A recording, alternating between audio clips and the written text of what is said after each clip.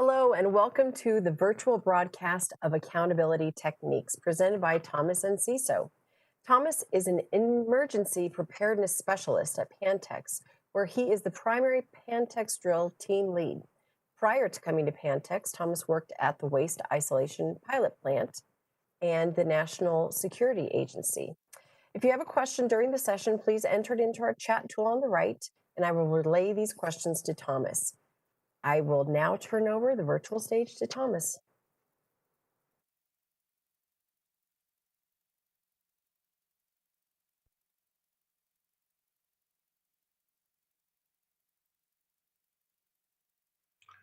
Hello, everyone. My name is Thomas Anciso. I'm an emergency preparedness specialist at Pantex.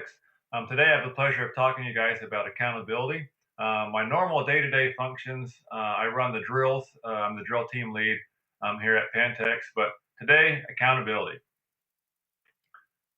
So today, we're going to look at kind of the 5 W's of accountability: that who, what, when, where, how, and why is accountability performed. So kind of jumping right into it. When really following an emergency evacuation protective action, or of course as determined by an incident commander or the emergency operations center director. And below in this slide you have a reference there from the DOE order on all of our requirements for accountability. So jumping right into what it is, negative accountability, and you'll kind of see this as a theme throughout these slides. The negative accountability is fairly simple, especially when compared to positive accountability. So negative accountability is that act of determining if a location is free from occupants, right? No longer occupied, if you will.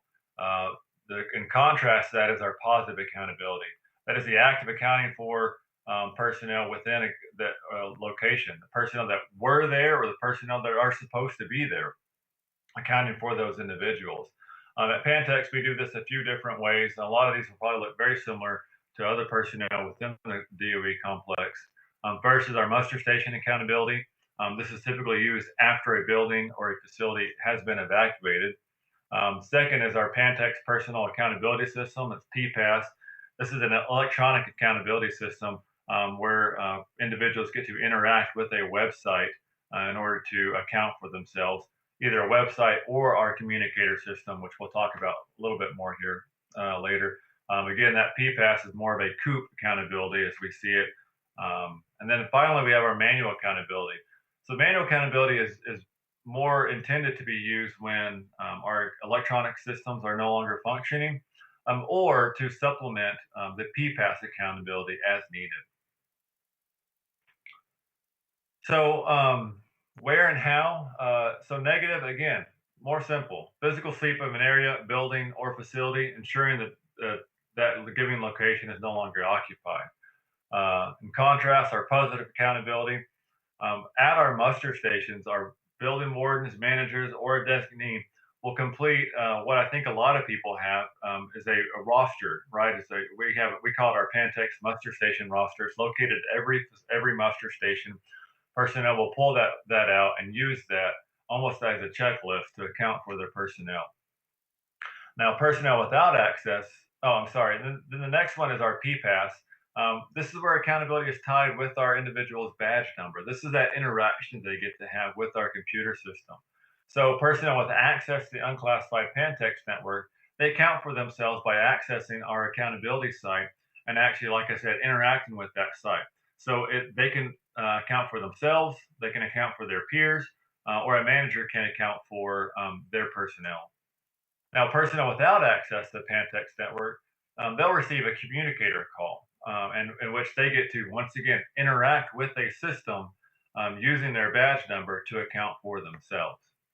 Now, with all these, there's always going to be some personnel who are unaccounted for, and that's the job of the Emergency Operations Center personnel. It's typically our COOP personnel within the Emergency Management Department who will work to reconcile our unaccounted for personnel, either by calling them or getting on our public address system and trying to locate them that way.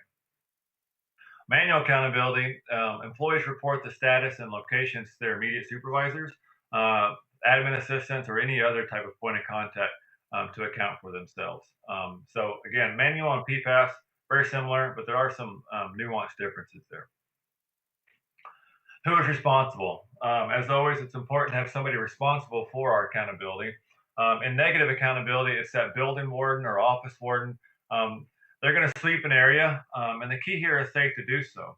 We recognize that our office wardens typically are not trained personnel, or like as are our first responders. So we don't expect them to go into an unsafe scenario. So if they feel like it is unsafe, then they wouldn't actually perform a sweep of an area. Um, so let's say it is safe to do so. They sweep an area, and then they'll communicate with our first responders, or our operations center, which is equivalent to the watch office or the dispatch center. And then from there, our first responders will actually sweep the area, building, facility, any given location that is needed to be swept. Ultimately, our first responders have the responsibility to perform that sweep to ensure that negative accountability. What's nice about this is the first sweep performed by our office wardens or the manager can really inform how our first responders perform a sweep of an area. So let's say a given building was needed to be evacuated. The office wardens were unable to sweep the west side of the building, and then they told the first responders that.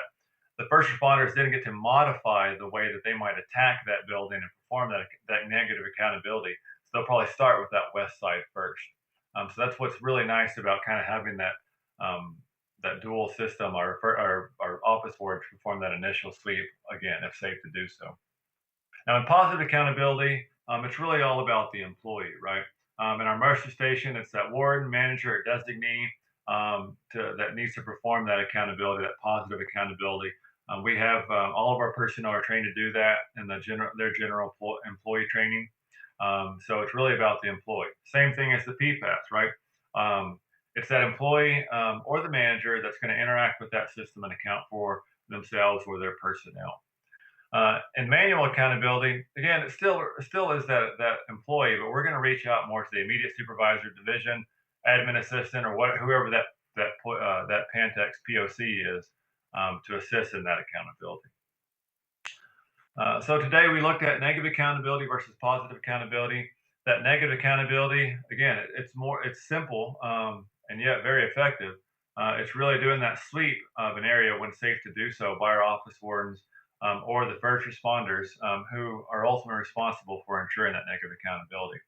And then in the positive accountability, a little bit more difficult, a little bit more involved, but it's all about that interaction between the employee and the site, the communicator system, or what have you, to actually account for themselves. The employee is responsible, and that's how that is performed. Once again, my name is Thomas Enciso. You can see my point of contact information here. Outside, we're about to have some time for questions and comments. But if you'd like to reach me or contact me after this, there's my point of contact information. Would love to chat with you. My primary function is running drills, but love to have a conversation about accountability as well, if you'd like to.